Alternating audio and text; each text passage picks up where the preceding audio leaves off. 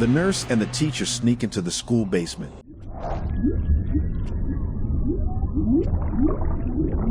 It's crawling with small jelly-like monsters. Only the nurse can see them. The girl notices a protective aura around the teacher. The teacher discovers a stone with hieroglyphics. And right after that,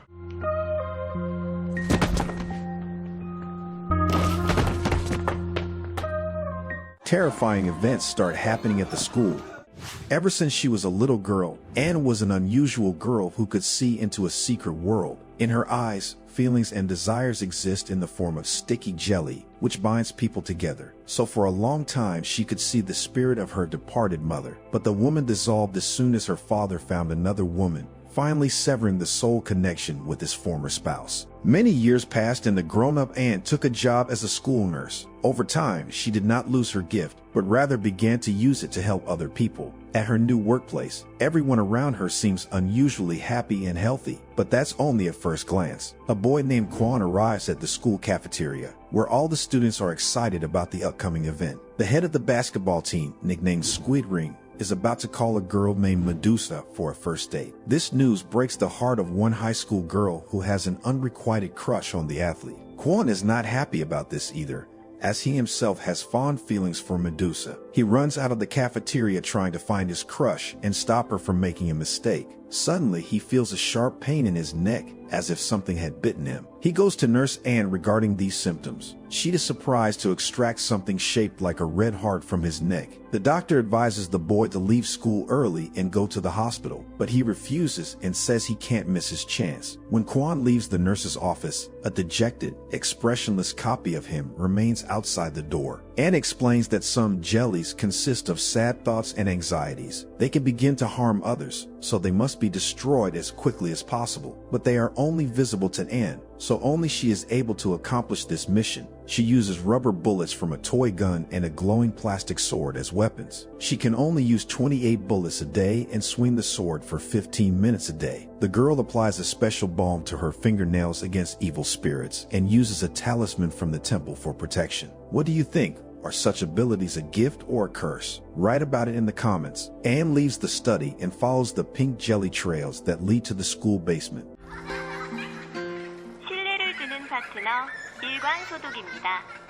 A Chinese teacher named Heck tries to call a disinfection company to conduct the scheduled basement cleanup. Nurse Anne approaches him, admiringly noticing a multicolored bubble around the man. She asks Heck to help her find his student Quan and get him out of class early. The man looks at her with surprise as he notices her strange outfit. Anne notices the teacher's injured leg, which he hastily hides from her under his trousers. The girl is surprised that something bad could happen to a man with such a powerful aura. The nurse insists that Heck go looking for the schoolboy before he gets a fever after the bite. Anne is trying to find Quan in the school hallways too, but encounters only sullen copies of him.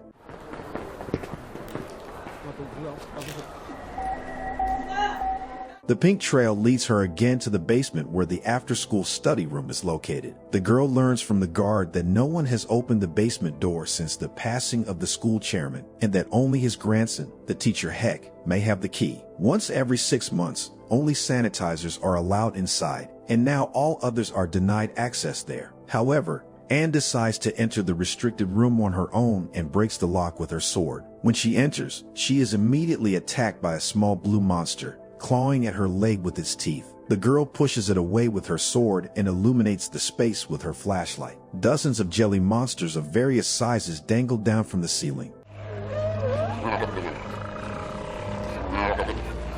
Meanwhile, Quan is getting worse. Heck continues to search for him around the school as he suddenly notices the open door to the basement. Limping down, he descends and finds Anne inside, waving a glowing sword. The girl is embarrassed when she sees the teacher and lies to him that she is secretly practicing Zumba in the basement. The exhausted Quan arrives on the roof, where he meets Medusa. The girl looks at her friend anxiously and notices that he is not feeling well. His entire face is sweaty and his voice is trembling. Medusa feels his forehead, but does not feel the temperature. At this point, A friend of the squid arrives on the roof and calls her to come down to the courtyard, where everyone is waiting for her. Despite Kwan's pleas to stay, the girl runs away, but promises to return soon. Exploring the mazes of the basement, Heck and Anne find another door. When they open it, they find a long staircase leading into the darkness. The nurse goes first, scaring away the jellyfish-like monsters. Heck is too engrossed in what lurks at the end of the path, so he pays no attention to Anne's actions. The girl notices that the bubble around the teacher acts as a protective barrier against the monsters around her. To test a hunch, she tries to pierce it with her sword, but the barrier prevents her from doing so. The girl realizes that the teacher also has an unusual gift and becomes sympathetic to him. Anne calls out to Heck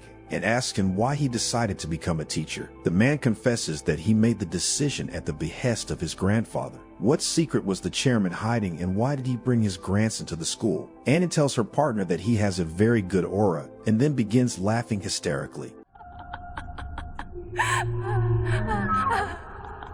Nevertheless, the couple continues on their way. They stumble upon another door, above which hang protective amulets against evil spirits. Heck reports that the school was founded back in 1976. It was originally an educational institution exclusively for girls. When Heck began studying here, the school was turned into a school for everyone. Annie tries to open the door, but it only yields to the teacher. When the bolts open, the girl is thrown back by a shockwave. Once inside, the partners discover a room with a towering metal wall and a room on the ground. Meanwhile, in the schoolyard, the squid is put on a whole show of asking Medusa to be his girlfriend. Feeling frustrated and hurt, Kwan puts on his headphones and walks to the edge of the roof, watching from above. After reading the inscription on the stone, Heck declares that there used to be a pond here. Perhaps this is the reason the students are sick, as moisture emanates from the basement. Anne's lightsaber loses energy and she suggests that they go back. But the curious Heck notices the inscription on the other side of the rune and decides to turn it over. Annie tries to stop him from doing so, but it is too late.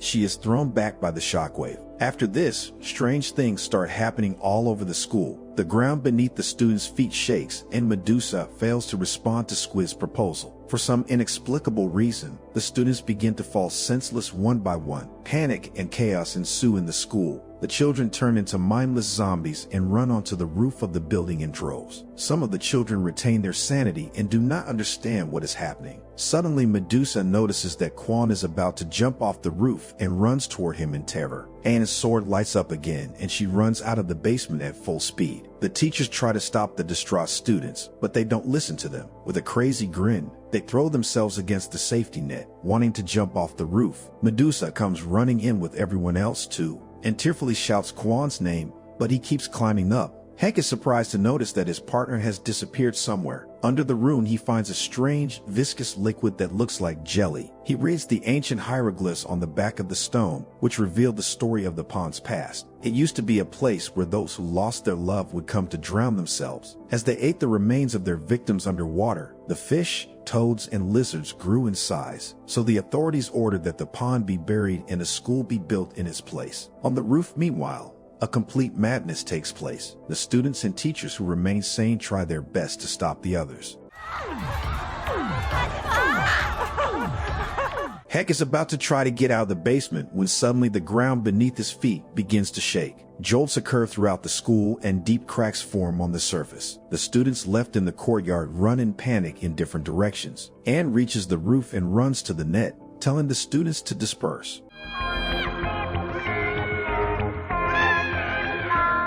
The nurse strikes the distraught students on the head with her sword, causing them to fall to the ground. After getting out of the basement, Heck tries to ask the other teachers what is going on, but they are all just as perplexed. Anne keeps hitting the students, but some of them have already climbed too high and her sword can't reach them. Another massive underground tremor occurs, causing everyone on the roof to fall. The ground below crumbles and a hideous creature crawls out of its depths. It looks like a giant toad with several rows of teeth in its wide mouth. Anne shoots rubber bullets at the monster, but they do no harm. However, when the girl hits the monster's eye, it loses its guard for a moment. Immediately after, the creature starts sucking in air with its mouth, trying to suck in those on the roof. Anne tells Medusa to run to her office and open a hidden drawer containing a weapon to fight the monster. The nurse fires the last rubber bullet straight down the monster's throat. It stops sucking in air, digesting the bullet. Meanwhile, The exhausted Heck finally climbs onto the roof. The creature opens its jaws again and pushes everyone present against the safety net. In flight,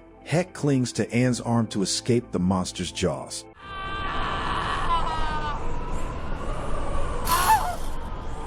The girl smiles frantically, squeezing his hand within her palms. The man's energy charges Anne's entire body and her little gun. At the last moment, when everyone is about to be swallowed by the monster, the nurse fires an energy bullet into its open mouth. Heck looks at the girl in bewilderment, for all he can see below is a huge pit. After swallowing the bullet, the monster explodes into thousands of large jelly hearts. Anne sinks to the ground with relief, watching the hearts rain down. The students come to their senses, not understanding what has happened to them. Their behavior changes and they have the courage to approach those they secretly like. The exhausted Anne crawls up to Heck to draw healing energy from him. The warm glow from his hand spreads over her body and a blush appears on the girl's face. Medusa holds Quan's hand and smiles happily as he comes to his senses. A bond develops between the pair and all the sad clones of the boy dissolve like jelly. In the news, there is a story about the earthquake that happened in the schoolyard. All the students have been sent to the hospital to recover. At home, Anne is also recovering from her battle with the monster, watching the journalist's report of what happened with a chuckle. None of the victims can answer what caused the earthquake and their strange behavior. Heck shows Anne the inscriptions on the rune and describes about the tragedy, which is associated with the pond. They decide to lock up the basement so that nothing else can escape from it. Anne is relieved to discover that Quan and Medusa have become close